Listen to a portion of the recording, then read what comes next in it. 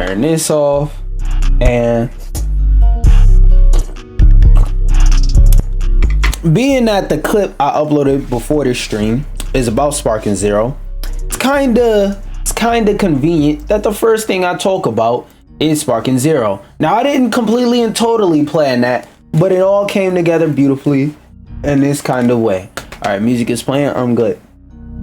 Dragon Ball Sparking Zero mod gives split screen a massive upgrade. Now, today's gonna be my first day touching Sparking Zero, my first time putting hands on Sparking Zero. No, I'm finna beat that ass. But I saw this article and I thought it'd be interesting to look over since A, I'm gonna be playing the game for the first time today, and since B, is split screen something I should stay away from in Sparking Zero? I'm not sure. Most people are just yapping about how great the online is, despite the fact that every fucking clip I seen about the online was just people going swing, swing, swing, swing, swing, or using fucking Super Saiyan Goku, Super Saiyan God, Super Saiyan God, Goku, Super Saiyan down, back, left, right, quarter circle, punch, Super Saiyan Goku red. After they finish teleporting side to side a million times. But anyway, let's read up about this, because I definitely do want to use the split screen functionality with a couple of my friends, namely Dova, because that nigga sucks. But let's read on. Dragon Ball Sparking Zero mod. Oh wait, I read that. Dragon Ball Sparking Zero modders add upgraded split screen multiplayer for all stages. The PC mods allow players to access various maps beyond the original limitations. God damn, bro. Because for those of y'all who are watching this in the future who aren't really familiar with the timeline, today is officially the first day that Sparking Zero is out. And they already have CJ modded into the game, because, you know, every time they make a fucking game, CJ is the first thing they mod in. CJ and Goku, and being that this game has 20 billion Gokus, the first thing that they modded in was CJ. And it's like, damn, this game technically ain't even out yet and y'all already got mods for it? Like, Jesus Christ. This game must have been easy as fuck to reverse engineer.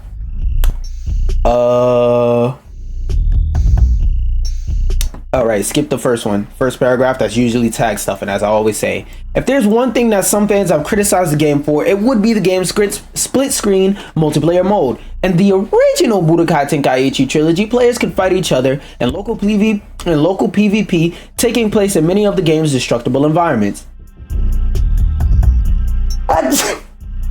Say bless you in the comments, bitch ass niggas. Sparking Zero was close to cutting this feature before release, and I made a TikTok about that. Like, niggas called me a fucking idiot. Niggas called me a fucking liar. But look, originally, this feature was never gonna be in the game. So everybody who told me I was a dickhead and a dumbass, shut the fuck up. Due to the developers running into issues regarding the Xbox Series. You know what is interesting about them saying that they had issues on the Xbox version? So for those of you who are in the know, during the, I believe it's the 6th generation, whatever generation was the PS3 and the Xbox, during that generation of video games, a reason why a lot of multi-platform games didn't come to PlayStation 3, PlayStation 3rd edition, is because it was really hard for developers to make games for that platform, meaning like the architecture of that system was really hard to make games for, meaning not a lot of multi-platform games got ported there, or if developers did put their game there, it was like hell and high water. They had to tread through hell and high waters and have a lot of talented and experienced individuals to throw at the problem, which not a lot of teams at the time had. So if you were like a middle budget, smaller studio, you probably couldn't afford to put your shit on a platform that's hard as fuck to develop for, because you couldn't afford to pay the developers enough to do it. Because remember, when a game is being made, you have to pay your developers to develop, or you have to have the power to tell that nigga to lay under a desk. One out the two. And when you're a smaller studio, usually, is it Beast Boy? Okay, usually you have 0 out of the 2.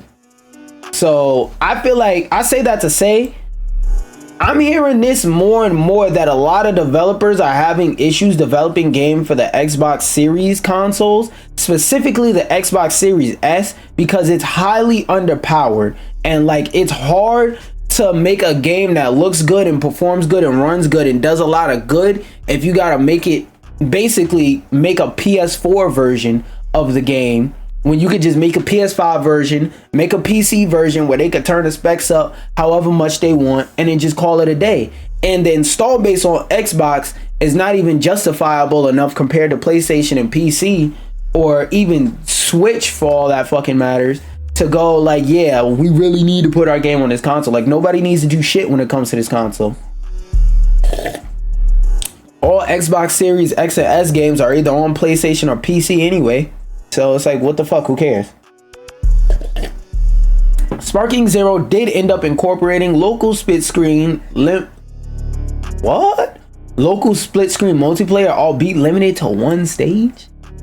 Okay, what I'm hoping and guessing and wishing on a star, and this is the copium talking, if this wasn't Dragon Ball, this shit wouldn't fly. All right, let me repeat that again. If this wasn't Dragon Ball, this shit wouldn't fly. Now, what's probably going to happen is in the next major update, not the hotfix update, maybe in the hotfix update, I don't know, but in the first major like integrational update where they're integrating new things into the game, like probably before the DLC, they're going to fix it. But I just want to see how many people are gonna let some shit like this slide, because think about it, at the end of the day, even though it's a fucking arena fighter, it's still a fighting game. Imagine how crazy people would go if Street Fighter had no local multiplayer, or had local multiplayer that barely worked. Imagine if Smash released a new game where you could only play multiplayer on FD. You'd go fucking nuts. I just want to see how people are gonna react to shit like this. Cause like I told people, and they called me fucking stupid. They called me crazy when I said, yo, this game does not support local multiplayer. And look, it's barely in the fucking game. This game wasn't meant to support local multiplayer. They did this shit at the last second. One stage? Get the fuck out of here. A Sparking Zero modder has already fixed this for the PC version with DB Sparking Zero Minimalist Trainer mod on Nexus Mods. Is this the actual mod? Nexus Mods? Yeah, we're gonna keep that tab up. I'm definitely gonna download that and make sure that's working. When playing on split screen with almost all 24 stages being available to play when in use. The mod only works with the PC version of the game. I would expect that's pretty fucking hard to mod consoles. Even with the PS4, it's still pretty hard to mod a lot of those games. Oh, there's a video? Yeah, fuck all this talking, fuck all this reading. Let's watch this video. Let's see what they talk about. Okay. Offline. I'm gonna give this one my best shot. I've seen like previews of what the menus in this game look like, and it genuinely looks beautiful. Why does this not look 1080p? Okay, it was on auto. Let's see what this is looking like. It's good to see you, Dad. What was that first part for? Oh, is this a map that everybody used to play on? Not the competitive people. Me and my friends is running it 1v1 matches all damn day. I wonder if PC is still broken. Well, Perfect Cell is still broken. Okay, this is on Hyperbolic Time Chamber. Is he gonna run a match on different stages? Okay. Wow, everybody's here. So do you have to select player 1 versus CPU? Oh, you get option. Oh, so probably what I'm guessing they did is they locked the other stages. Now that I think about it, for optimization reasons, but it's like, yo, if you didn't think this shit was gonna be optimized enough to release, why release it? Well, it's Dragon Ball. It's gonna make money anyway. A game could be straight up mission features, suck ass, and be the worst shit that has ever touched mankind in gaming. Excuse me. And if you're able to officially get the license to slap DBZ in it, niggas will make excuses. I don't know. I guess it's just a video of showcasing it, but whatever. I Another mod that achieves the same effect, Let's Fight Somewhere Else, allowing players to access any stage in the game, even maps that players can't actually fight on. Some of the maps are normally inaccessible. Yeah, I'm just gonna pull that up. We're gonna install those mods. I might do a little bit of research and see which one is better to install, but I'm definitely gonna install these mods. While this mod was originally intended for the split screen multiplayer mode, players can also load this mod to change the locales of the battles in the play and the story as well. Most fans were split on the local multiplayer's limitations when it was first confirmed, as it was one of the biggest appeals of Sparking Zero is fighting in an open environment, and online multiplayer does support play on all stages. So it can't be an optimization thing. It's a laziness thing, like I said. And the reason why it isn't an optimization thing is because if it was based on optimization, the worst place you want to let somebody have an unoptimized experience on is online, because that could kill your game. So they weren't afraid to let you play on any stage online, but they were afraid to let you play on any stage locally. What does that tell you? That tells you that they never planned to add this shit in the first place, and they just slapped it on because why not? Fuck it. I'm telling you, man, this did, like, Dragon Ball fans, like, bro, I'm not saying I'm gonna hate this game, because I'm a lover of Dragon Ball. I tolerate Budokai Tenkaichi's experience. I personally like Budokai Tenkaichi 1 more because it's more simple, it's more straight to the point, and it leaves more room for skill expression, in my opinion. But, you know, I still like the Budokai Tenkaichi series overall. It's just 1 is my favorite one, and I tolerate 3 because at that point in time it was the latest one, so it was the one that everybody knew and everybody played. But that's besides the point. Many suspect that the game was always capable of this, the only limit being okay, yeah. I in total, in general, like, just want to say about that, it's like, oh, I forgot to open these fucking articles. Whoops. Open those real quick. But I in general just want to say, like, bro, we gotta start tolerating and demanding more from these damn studios, because it's like, I understand, I'm a believer in, I understand you worked hard on something, but some things are inexcusable. It's like, bro, if we're gonna hold somebody to a standard, we shouldn't have bias. We should hold everybody to the same fucking standard. Like I said, imagine if Street Fighter 6 released and the local multiplayer just didn't work, or the local multiplayer was limited to 5 out of 20 characters. Like, that would be fucking nuts. But, you know, it's Dragon Ball. People gonna buy it and play it anyway. Wait, what was this one? CD Projekt Red boss pushes back against conspiracy theories against diversity in gaming. Oh shit. Oh shit, he said all this DEI, all this DEI, get the blacks, get the trans, get the gay, get the this, get the that, get the women, get the blah blah blah blah blah out my game. He said shut the fuck up. Let's see what he's talking about. We live in times where anyone can record complete nonsense and make a story out of it. Oh, he's very right. There's a lot of people who record shit and won't show you the facts and won't break down their sources. There's a lot of people that will say crazy inflammatory things, and you ask them, well, how did you get that piece of information specifically? That would seem like an odd piece of information for you, random nigga number 9 on the internet, to have. Trust me, bro, just believe me. I swear to God, word of my life, word of my soul, word to everything I love. Well, they don't talk like that because that's AAV and they don't want to talk like blacks. I swear upon my honor that I'm telling the truth. My source trusts me, bro. It's like, all right. Skip the first paragraph. Seems we gotta look around. Seems we live. Oh, wait, actually, let's read the direct quote. Let's read the tweet itself. Oh, this is just a screenshot of the tweet. Whatever. So, according to Michael, I'm not even gonna attempt to pronounce that last name, but Big Mikey in. Seems we live. Wait, the original tweet was, I talked to a Ubisoft insider about the current state, of the industry, as well as another source which tells me places like CD Projekt Red and even Funcom, which is making Dune Awakening in dire trouble. And yes, we are officially in a game crash. No, the fuck we're not.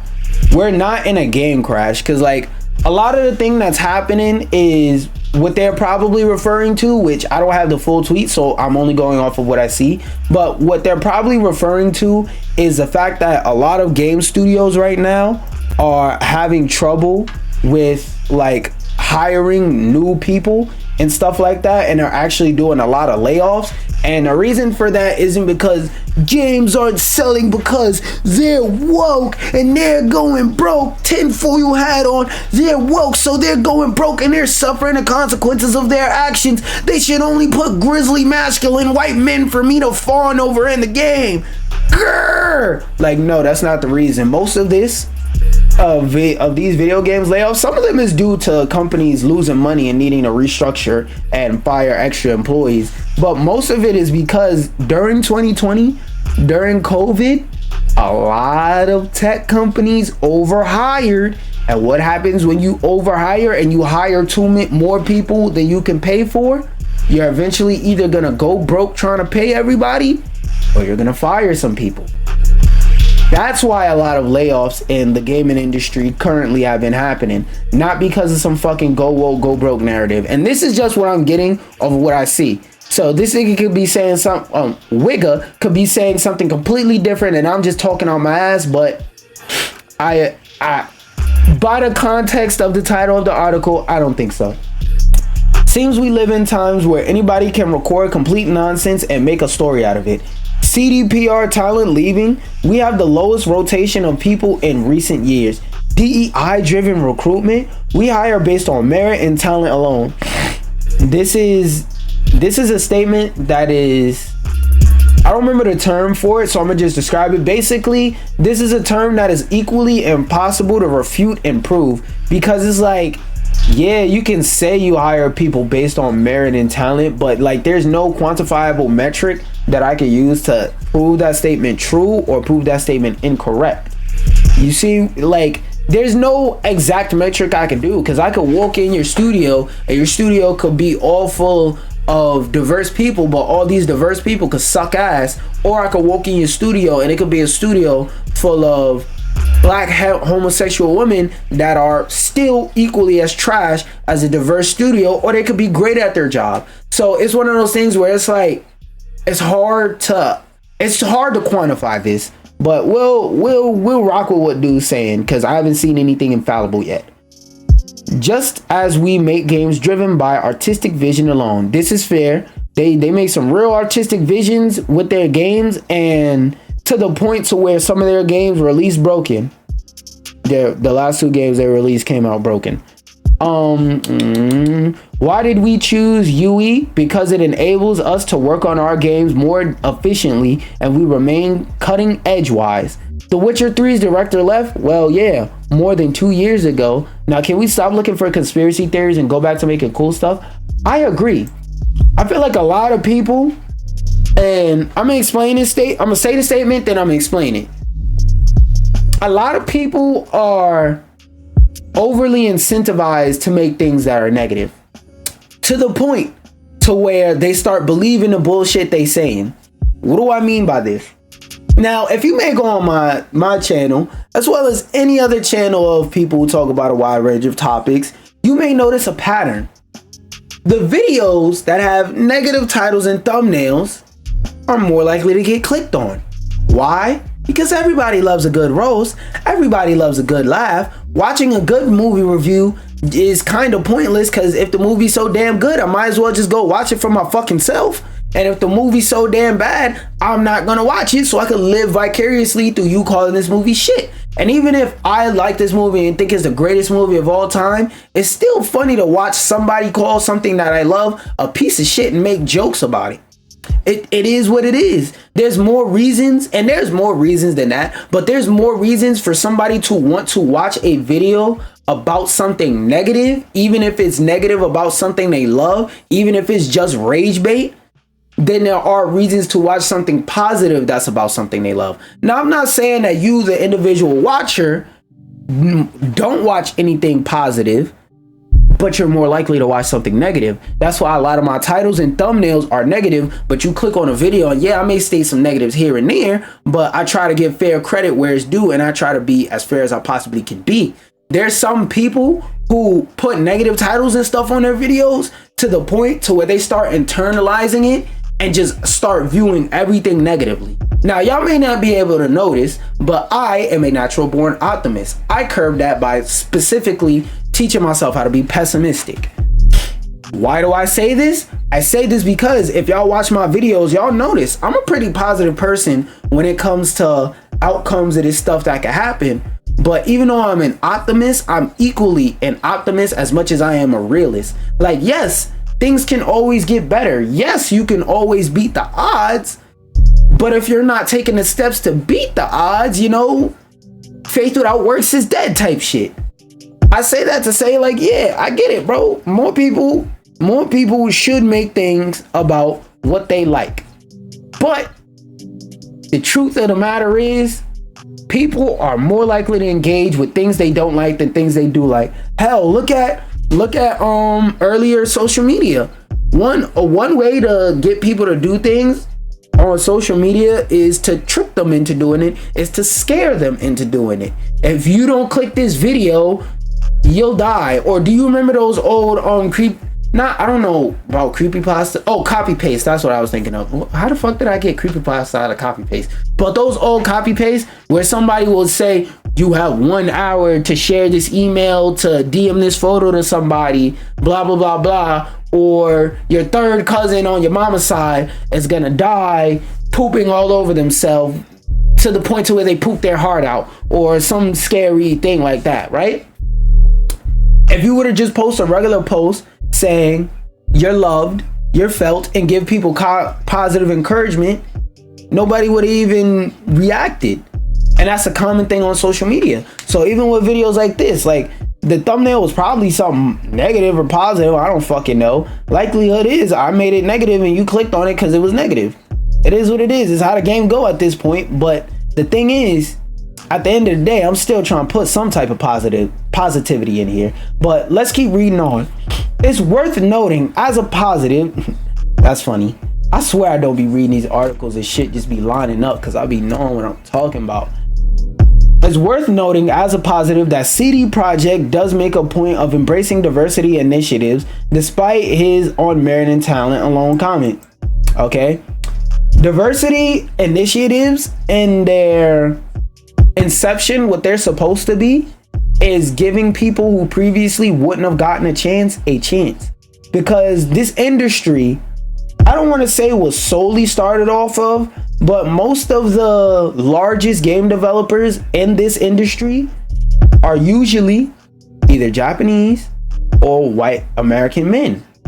I personally can off the top of my head not name anybody on the game development side that is major, that is black. Now I can name people in the gaming community that are major, that are black. For example, the Black Hokage, Sonic Fox, EE Vishu, and TK Breezy. I can name people who are black in the gaming community, but I specifically cannot name anybody black that is a popular developer of a game that I like.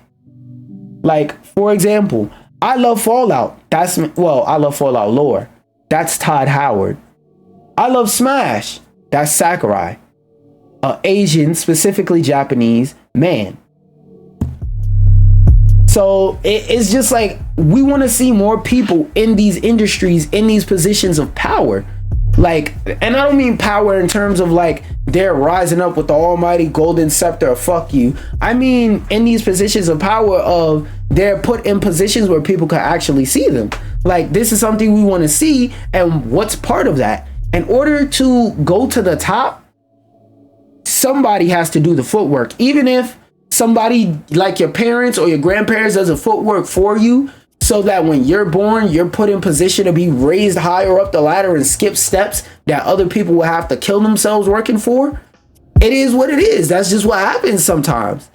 But in order for that to happen for future generations, past generations have to put in the work.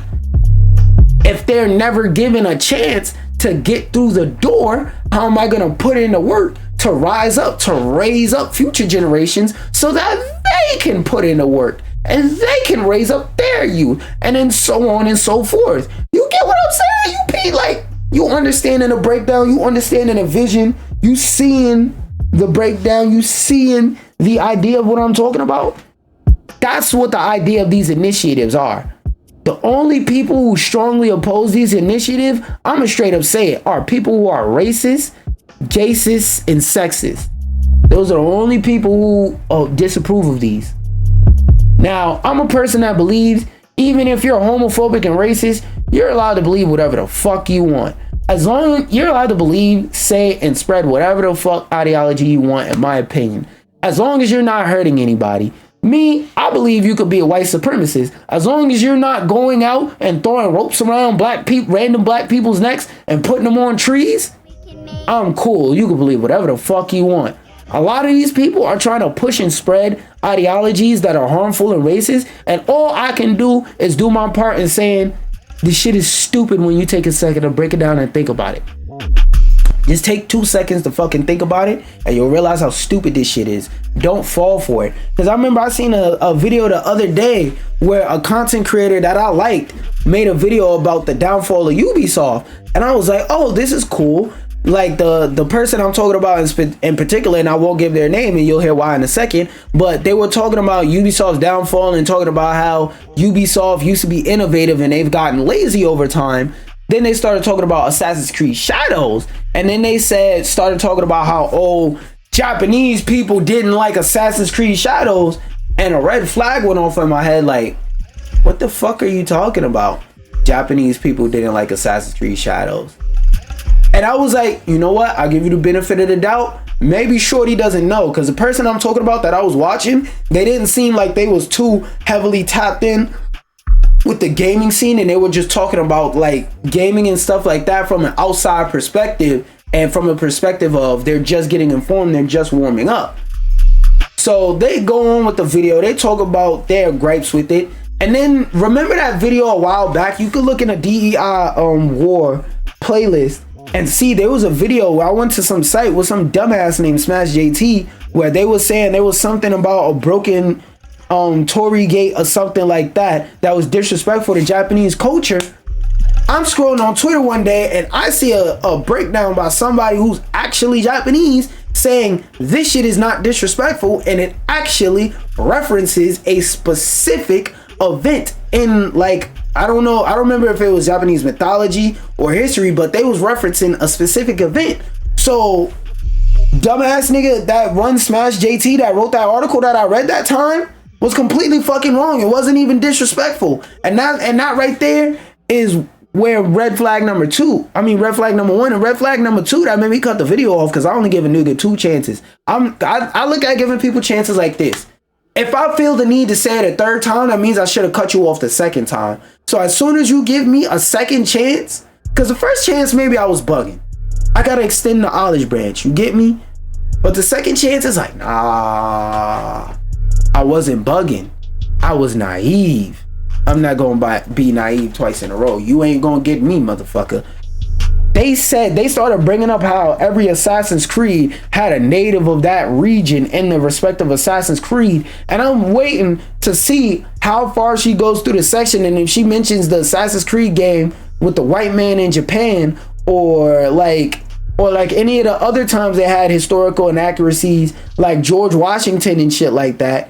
And now that I think about it, technically that should be the 2nd strike, and her not mentioning the white man in the Caribbean should have been the 3rd strike. But she mentioned that George Washington and stuff like that were in the stories and stuff like that, and because they weren't main characters, them being referenced and them being in the wrong periods of time was just the developers trying to do something cool, so you could give those a pass. But with Yasuke being the main character right there, I was like, nah, that point don't. I get what you're trying to say, but I'm still, remember, when I'm at this point in the video, I'm still under the impression that Shorty may not be tapped in, so she may just be going off of shit she see, and she may just be airbrained. But after I seen that next point, like I said, I realized Shorty was being maliciously stupid at some point. Because at some point, I'm a believer in, if you're a fucking idiot, I don't have the right to stop you from being an idiot, but I do have the right to let you be an idiot over there and not over here. Okay? And that's just something y'all should all take into account and take into mind. And like that just really helps you have a peaceful life. Everybody's allowed to be a fucking idiot. Just be a fucking idiot over there. You're from over there. You're over there. Be a dumbass motherfucker over there. Don't be dumb over here. You want to be dumb over here? I'm gonna kick you back to over there. Anyway, the company is a signatory of the Diversity Charter in Poland, where I got the what? All right. Diversity Charter is a written commitment which is signed by organizations that oblige themselves to the introduction of equal treatment policy, which means you are not, which a lot of them make it sound like, oh, they're incentivized to favor black people. No, just give everybody an equal fucking chance. There's no real explainable reason why you should have a development room with one type of person in the room, unless you're like 3 developers in. But there's no reason why it should be a 50 developer studio and fucking all 50 of you are white men. It's like, nah, nigga. You telling me no white women are developers? You telling me no black men are developers? You telling me no black women are developers? You telling me no non-binary people are developers? No transgender, no gay people? It's just all white males? Get the fuck out of here. There's too many different types of people in this world for any studio to have just one type of person in it. Anyway, let's keep going though. That oblige themselves to the introduction of equal treatment policy and diversity management, as well as active preservation of discrimination and mobbing in the workplace. Basically, what they're saying is, as long as your workplace gives everybody a fair chance, and as long as y'all aren't in there like giving people a fair chance to just to say sit in a corner and add a slur at the end, like sit in a corner N-word, we cool. A document committing to, oh wow, it was right there. In 2023, it earned recognition from the 30% Club, an organization aiming to boost the number of women in board seats and executive leaderships of companies all over the world, which is something that I honestly can support because, like I said earlier, a lot of these jobs are to just give people a fair fucking chance. If you get in on the ground floor and you don't advance, there's a good chance it was you, but at least you got the fucking shot to fuck up. Some people don't even get the shot to fuck up. For its menstrual leave initiative, it also created a mentoring scholarship program called Girls in the Game, which helps girls in high school take their first steps into the video game industry, which is cool because we need less bitches shaking ass on OnlyFans, more bitches sucking dick and being game developers. I'm not a corporate cheerleader by nature.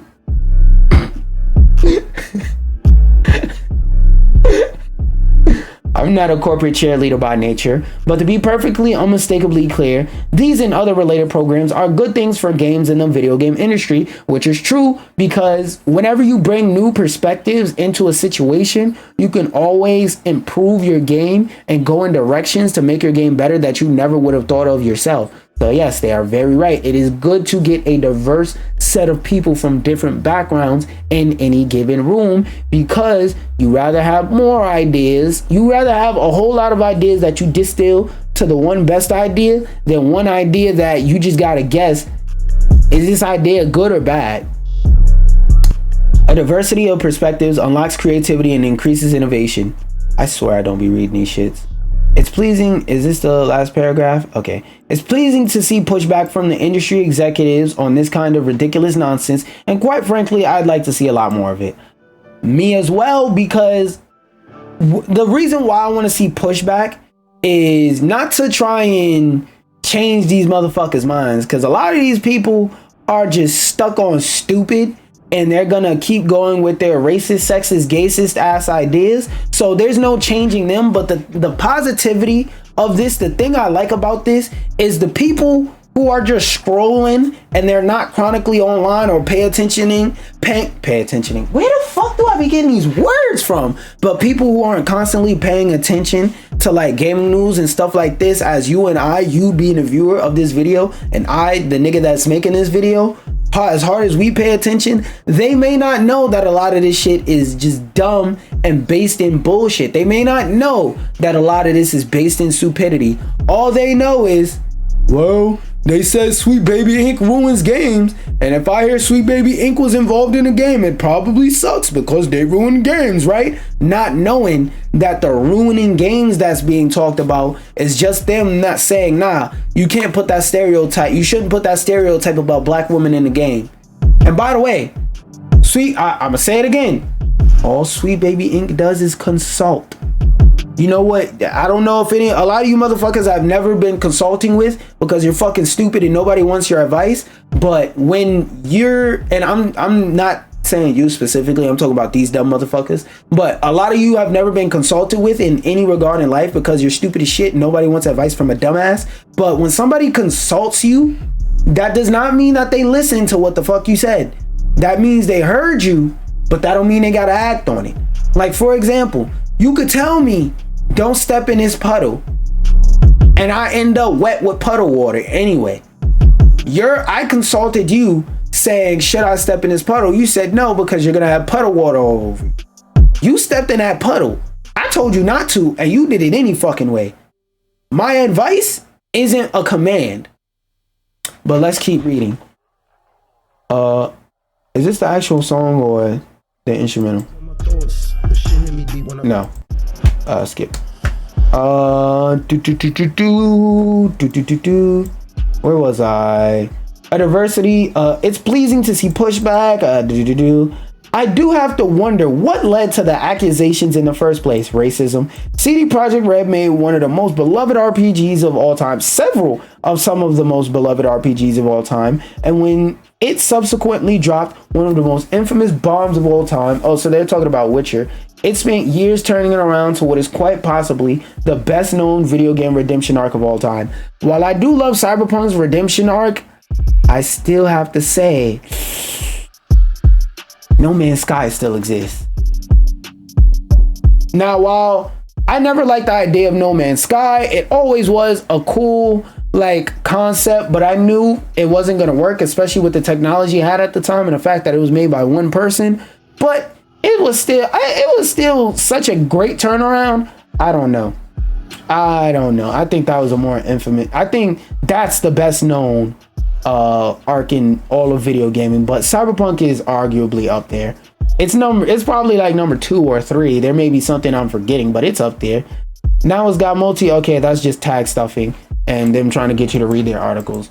But yeah, I wholly agree. I love to see pushback against these people because, like I said, there's a lot of niggas who aren't chronically online. There's a lot of people who don't look into the news, who don't do research on statements, so they just see something, they don't think it's that serious, and they just believe it, and they end up accidentally believing in some kind of fucked up, weird, racist ideology or whatnot.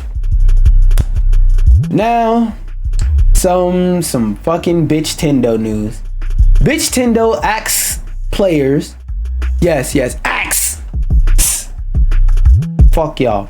Players to please not talk about its mystery NSO playtest when it goes live, and we all know how that's going to go.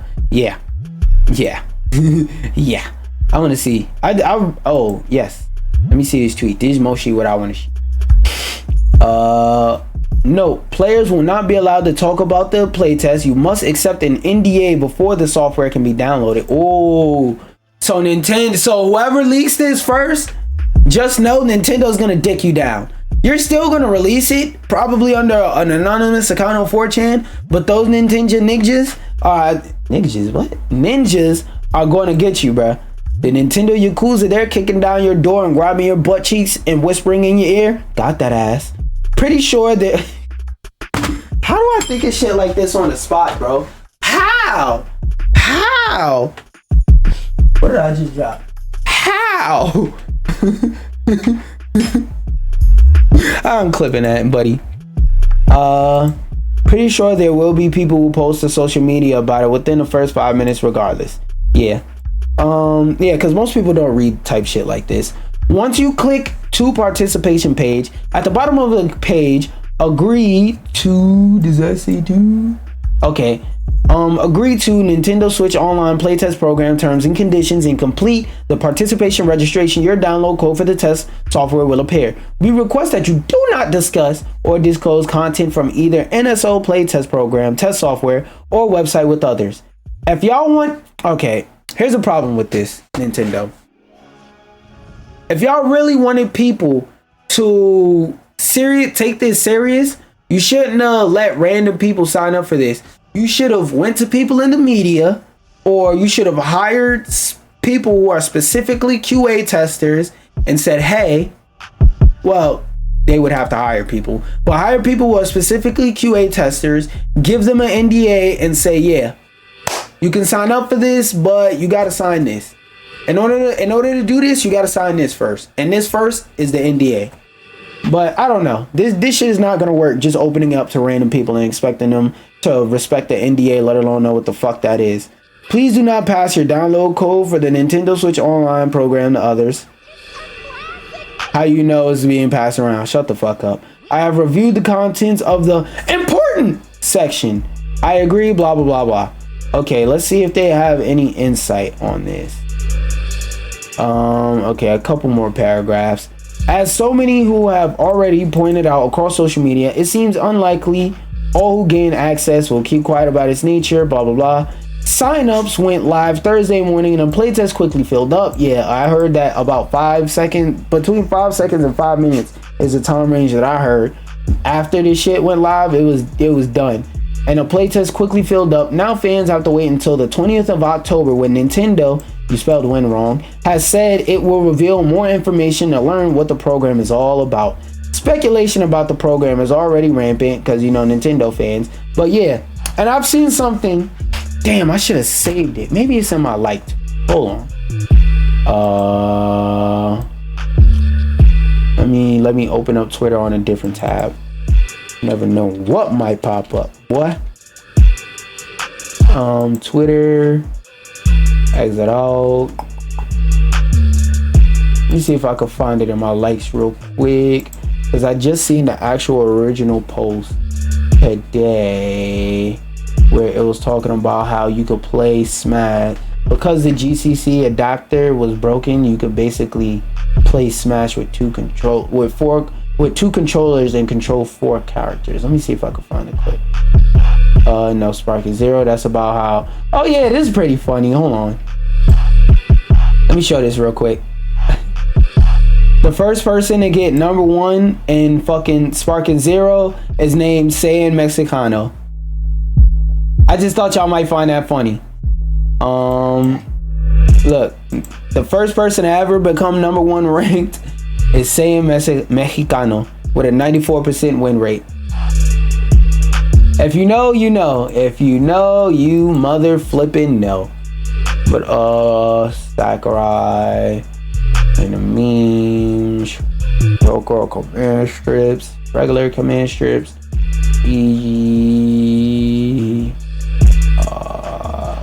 the literal monkey, Netflix Lara Croft, which I'm waiting to come to Alleged so that I could watch it. Smiling Friends, Ginyu Force, Barking Zero. Fuck, I low-key forgot what I was looking for. Oh, the joint about the broken GCC controllers. I'm gonna give it another couple seconds worth of here we go. Here we go. Here we go. Yeah, this is what I saw. This is what I saw. I don't know if there's like music on this that actually matters. Oh yeah, that low-key might be copyright. Oh, this is Smash Bros music anyway. So look, yeah, you could play the same character with 2 controllers basically.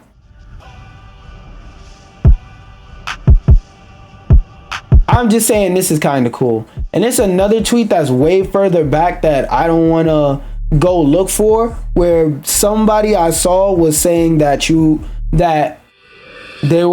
also support for like one of the F-Zero games got fucked up, so maybe they're doing something where they're testing GameCube controller support and testing like online local multiplayer for like older GameCube games or something like that. But that's just I saw a Nintendo fan being a Nintendo fan, so I'm not gonna take too much stock into that or talking about that. But yeah, just to show you some proof of it, GCC adapters have been completely broken. So there's a lot of speculation around that, but we won't know until it releases. Let me drink my water and come back.